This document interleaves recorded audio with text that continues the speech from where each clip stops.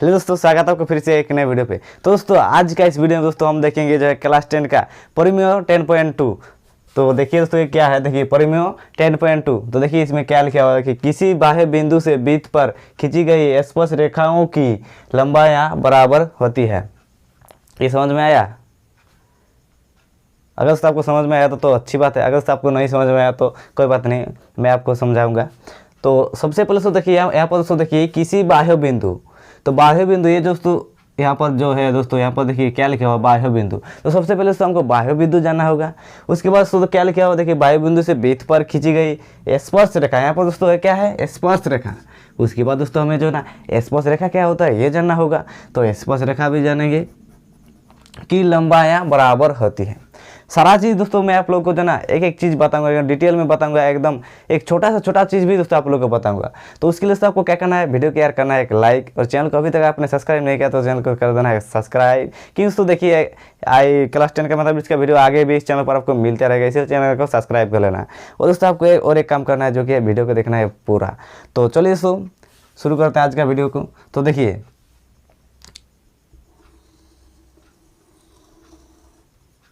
सबसे पहले दोस्तों हम देखेंगे कि बाह्य बिंदु। तो उससे पहले दोस्तों कुछ जो है ना वृत्त का जो है बेसिक कुछ जानकारी होता है वो जान लेते हैं। देखिए ये एक वृत्त है, ऐसे तो ऐसे जो वृत्त है दोस्तों ये उतना अच्छा बना नहीं है, लेकिन आप समझ लीजिए ये क्या है, वृत्त है। और वृत्त का ये क्या है, ये है केंद्र। तो इसको क्या कहते हैं दोस्तों, ये मान लीजिए इसका नाम देते हैं हम ओ। तो ओ क्या है? ओ है दोस्तों केंद्र। तो ओ है दोस्तों क्या है? केंद्र। तो वृत्तों को क्या कहते हैं? ये केंद्र। अब इस केंद्र से दोस्तों ये जो है परिधि पर अगर हम कोई लाइन खींचते हैं तो इसको क्या कहते हैं? इसको कहते हैं त्रिज्या, जिसको दोस्तों आर से दिखाते हैं, त्रिज्या यानी रेडियस। तो ये हो गया त्रिज्या ओ, मान लीजिए ये नाम दे ओ ए। तो चलिए इसको ओ ए क्या हो जाएगा? ओ ए। ओ ए को क्या कहते हैं दोस्तों? त्रिज्या। ये आपको पता है, अगर नहीं पता तो जान लीजिए। देखिए इसको कहते हैं त्रिज्या। ये केंद्र दोस्तों जो है ना ये एकदम बीच में होता है, इससे ये परिधि की दूरी हर जगह पर क्या होता है? समान होता है। ये केंद्र से परिधि का जो ये होता है दोस्तों परिधि, तो इसका जो है दूरी केंद्र से समान होता है, हर जगह पर समान होता है। तो ये त्रिज्या, ये समझ में आ गया। अब दोस्तों ये जो है, अब मान लीजिए अगर कोई हम त्रिज्या से दोस्तों केंद्र से इस पूरा लाइन खींच दिया तो ये हो गया अब व्यास। ये क्या हो दोस्तों? इसको कहते हैं व्यास, जिसको इंग्लिश में कहते हैं हम रेडियस। रेडियस नहीं दोस्तों, इसको डायमीटर कहते हैं। ये त्रिज्या को कहते हैं रेडियस, जिसको आर से दिखाते हैं। और ये जो ये हो जाएगा व्यास। देखिए ये वृत्तों का बेसिक जानकारी है, ये अगर आप नहीं जानते तो भाई आप वृत्तों के बारे में क्या ही पढ़ेंगे। तो इसलिए जो अगर आपको पता है तो फिर भी देख लीजिए। देखिए वो एक इसका ए, चलिए सॉरी ए तो नाम दिया हुआ है, तो इसका नाम देते हैं पी, इसका नाम देते हैं क्यू। तो पी क्यू दोस्तों क्या हो जाएगा? व्यास। व्यास हो जाएगा पी क्यू। चलिए उल्टा ना लिख दिया। तो देखिए व्यास हो जाएगा पी और क्यू, इसको कहते हैं व्यास। तो इसको दोस्तों क्या है, इसको डी से दिखाते हैं, स्मॉल डी या कैपिटल डी दोनों से। ये सारा चीज़ दोस्तों आपको समझ में आ गया। अब चलिए अब दोस्तों फाइनली हम दोस्तों बात करते हैं बाह्य बिंदु जो है किसे कहते हैं। तो देखिए ये दोस्तों अब देखिए ये क्या है, ये क्या है दोस्तों? ये एक है बिंदु। लेकिन दोस्तों ये देखिए वृत्त को के जो है ना बाहर है, तो इसी बिंदु को दोस्तों कहते हैं बाह्य बिंदु। देखिए यहाँ पर लिखा हुआ बाह्य बिंदु। तो अगर कि वृत्त के जो बाहर जो बिंदु होता है उसे हम बाह्य बिंदु कहते हैं। अब ये भी यहाँ पर भी हो सकता है, यहाँ भी हो सकता है, यहाँ पर भी हो सकता है, ये कहीं पर भी हो सकता है। बस वृत्तों के क्या होगा? वृत्तों के बाहर होगा। तो इसी दोस्तों कहते हैं बाह्य बिंदु। तो वृत्तों के बाहर जो बिंदु होता है उसे ही बाह्य बिंदु कहते हैं। तो ये बाह्य बिंदु का बात आपको समझ में आ गया। अब उसके बाद दोस्तों हम देखेंगे क्या, देखिए बाह्य बिंदु से वृत्त पर खींची गई स्पर्श रेखा। अब दोस्तों हम देखेंगे जो है ना स्पर्श रेखा। आखिर स्पर्श रेखा किसे कहते हैं? उसके बाद देखिए स्पर्श रेखा, अगर स्पर्श रेखा के बारे में हम नहीं जानेंगे तो फिर कैसे परिमेय समझेंगे। तो स्पर्श रेखा क्या होता है भाई वो भी जान लेंगे। तो चलिए देखते हैं स्पर्श रेखा दोस्तों किसे कहते हैं। इसे दोस्तों अगर वीडियो पसंद आता है तो वीडियो को अभी तक लाइक नहीं किया तो लाइक कर देना। लाइक से भाई हम मिलता है मोटिवेशन। तो चलिए फिर से दोस्तों एक जो है ना वृत्त बनाते हैं। देखिए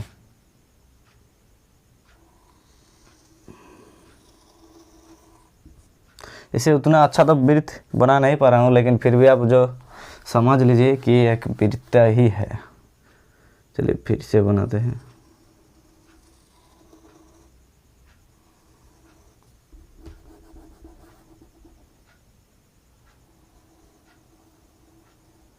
इसे तो उतना अच्छा तो नहीं बना पा रहा हूँ, लेकिन फिर भी आप समझ लीजिए क्या है, वृत्त है, इसका केंद्र है ये ओ।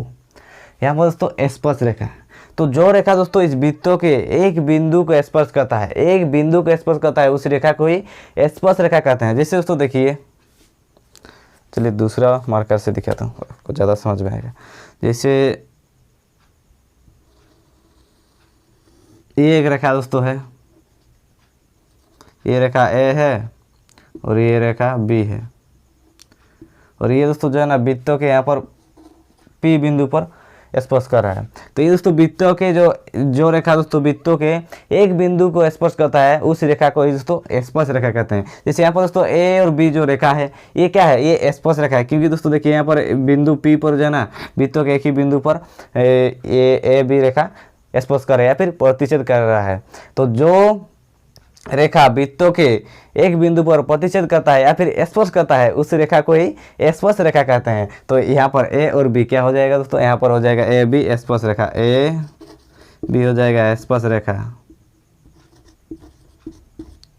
स्पर्श रेखा। और अब दोस्तों देखिए यहाँ पर किस बिंदु पर स्पर्श कर रहा है या फिर प्रतिच्छेद कर रहा है, तो यहाँ पर पी बिंदु पर स्पर्श कर रहा है या प्रतिच्छेद कर रहा है, तो इस पी बिंदु को कहते हैं दोस्तों स्पर्श बिंदु। जिस बिंदु पर स्पर्श कर रहा है उसे स्पर्श बिंदु, पी हो जाएगा स्पर्श बिंदु, स्पर्श बिंदु। तो पी हो जाएगा दोस्तों स्पर्श बिंदु। ये दोस्तों जो वृत्त है, इस वृत्त पर हम कितनी स्पर्श रेखा खींच सकते हैं बताइए। इस वृत्त जो है ना, इस वृत्त में कितना बिंदु है, पहले तो ये आप बताइए। इस वृत्तों पर दोस्तों अनेक जो है ना बिंदु है, अनेक बिंदु है, हम इसको गिन नहीं सकते। तो इस एक वृत्तों पर हम स्पर्श रेखा जो है ना अनेक खींच सकते हैं, अनेक खींच सकते हैं। देखिए यहाँ पर एक बिंदु है, फिर यहाँ पर भी एक बिंदु है, यहाँ पर भी है, यहाँ पर भी, हर जगह पर एक एक बिंदु है। और हाँ, हम दोस्तों हर बिंदु से जो है ना एक स्पर्श रेखा खींच सकते हैं। तो एक वृत्तों से अनेक स्पर्श रेखाएँ खींच सकते हैं। ये सारा चीज़ आपको समझ में आ गया। तो अब चलिए दोस्तों, अब देखिए, अब पढ़िए। देखिए यहाँ पर क्या लिखा हुआ है, देखिए किसी बाह्य बिंदु से, चलिए इसको पहले हटा देते हैं। अब सो देखिए क्या लिखा हुआ है, देखिए किसी बाह्य बिंदु से वृत्त पर खींची गई स्पर्श रेखाओं की लंबाई बराबर होती है। तो किसी बाह्य बिंदु से वृत्त पर, तो सबसे पहले तो हम क्या कहते हैं, वृत्त बनाते हैं। देखिए इस साइड में बनाते हैं, देखिए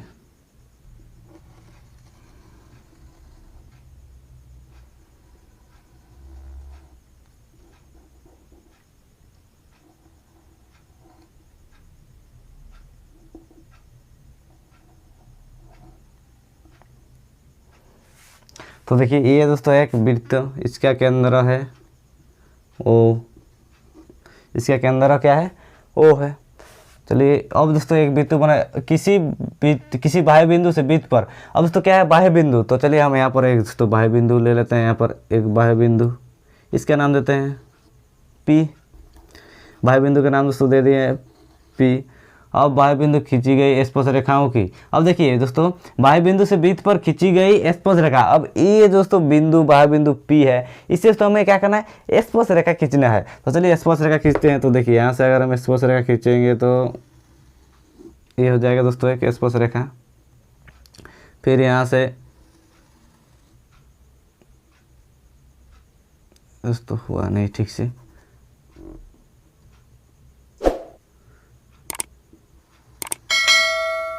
ये हो जाएगा दोस्तों स्पर्श रेखा एक। ये बिंदु पी, ये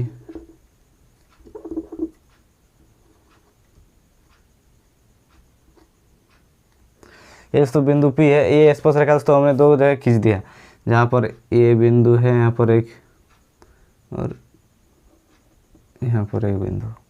और ये क्या वृत्त का क्या है, केंद्र, और यहाँ पर है पी बिंदु। चलिए इसका भी नाम देते हैं यहाँ पर, चलिए इसको नाम देते हैं ए, और यहाँ पर है बी। तो अब दोस्तों हमें क्या करना है, देखिए दी गई स्पर्श रेखा की लंबाई बराबर होती है। ये दोस्तों स्पर्श रेखा है, जैसे पी ए स्पर्श रेखा है और पी बी स्पर्श रेखा है, इन दोनों रेखाओं की लंबाई क्या होता है दोस्तों, बराबर होता है। ये दोस्तों हमें क्या करना है, सिद्ध करना है, प्रूव करना है कि पी ए बराबर होता है पी बी। यही दोस्तों हमें क्या करना है, सिद्ध करना है। सबसे पहले तो देखिए जो हम दिया हुआ है वो चीज़ लिख देते हैं। चलिए यहाँ पर हम जो लिखा, चलिए यहाँ पर दोस्तों क्या लिखते हैं, माना। चलिए यहाँ पर माना लिख देते हैं। देखिए दोस्तों माना बाह्य बिंदु पी से, चलिए पी से वृत्त पर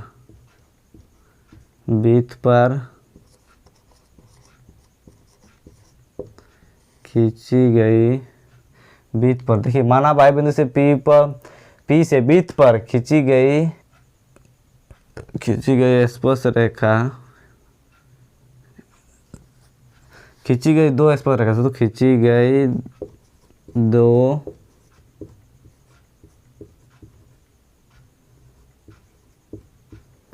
स्पर्श रेखा,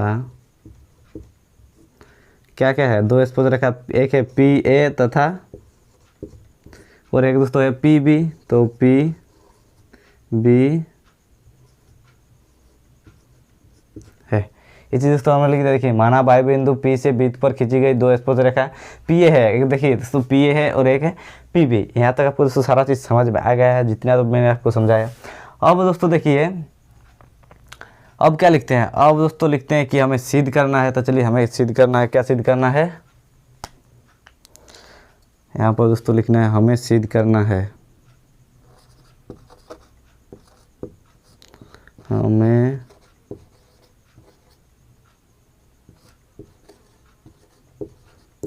सिद्ध करना,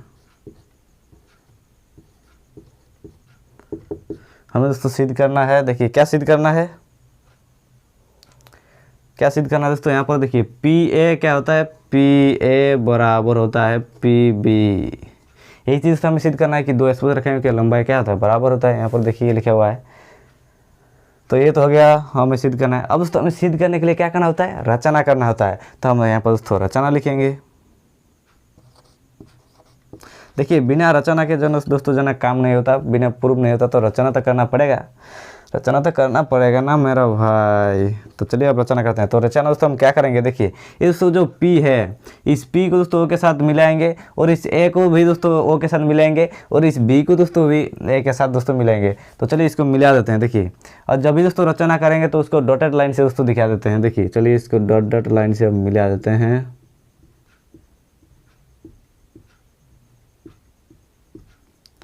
हुआ नहीं, थोड़ा दोस्तों बना नहीं ठीक से।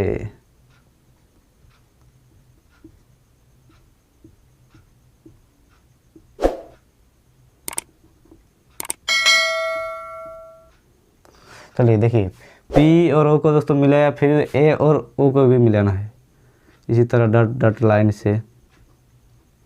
चलो अब फिर इधर भी दोस्तों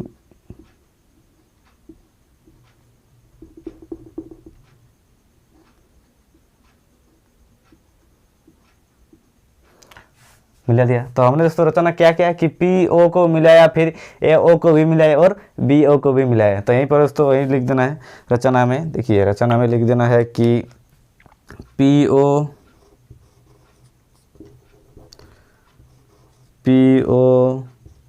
ए ओ और बी ओ को मिलाया गया। नहीं दोस्तों बी ओ को मिलाया, यही चीज़ लिख देने से भी चल जाएगा। मिलाया, अब तो रचना भी हो गया। अब दोस्तों हमें क्या करना है, अब हमें परमान देना है कि इसको, चलिए परमान यहाँ पर लिख देते हैं। देखिए यहाँ पर अब परमान,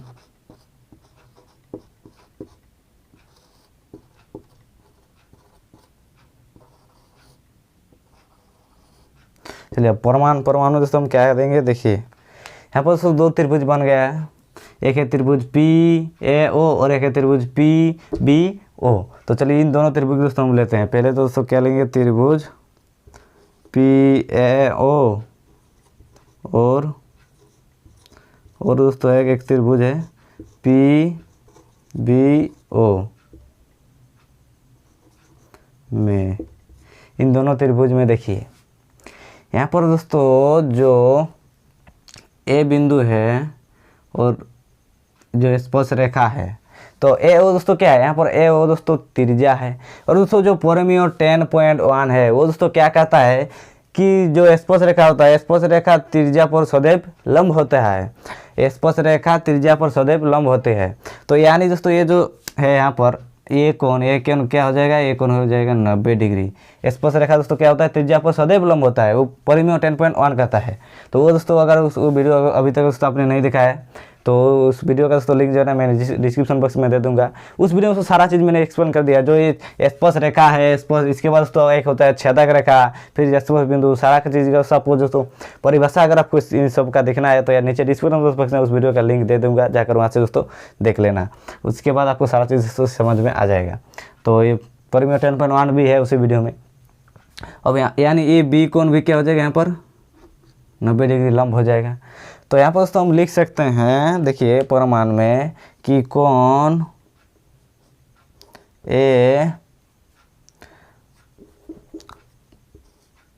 ए बराबर कोण बी क्या हो जाएगा दोस्तों, 90 डिग्री। फिर अब दोस्तों देखिए यहाँ पर, अब ये दोस्तों जो PO है, ये PO दोनों के लिए दोस्तों बराबर है। देखिए इस त्रिभुज के लिए भी PO बराबर है, इस त्रिभुज के लिए भी, दोनों में ये क्या है, कॉमन है, PO कॉमन है, कॉमन भुजा है, तो यानी इसको हम लिख देंगे उभयनिष्ठ। PO बराबर होता है PO, ये हो जाएगा दोस्तों उभयनिष्ठ कर्ण हो जाएगा। देखिए ये समकोण त्रिभुज है तो ये क्या हो जाएगा, इस तरह समकोण त्रिभुज का कर्ण वाला भुजा है, तो इसे हम लिख सकते हैं कि उभयनिष्ठ कर्ण।